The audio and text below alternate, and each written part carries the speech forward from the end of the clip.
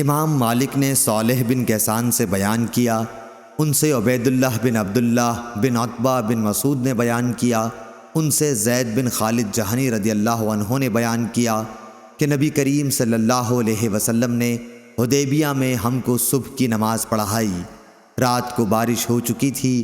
نماز کے بعد آپ صلی اللہ علیہ وسلم لوگوں کی طرف متوجہ ہوئے اور فرمایا، معلوم ہے تمہارے رب نے کیا فیصلہ کیا ہے؟ لوگ بولے کہ اللہ تعالیٰ اور اس کے رسول صلی اللہ علیہ وسلم خوب جانتے ہیں۔ آپ صلی اللہ علیہ وسلم نے فرمایا کہ پروردگار فرماتا ہے، آج میرے دو طرح کے بندوں نے صبح کی، ایک مومن ہے، ایک کافر۔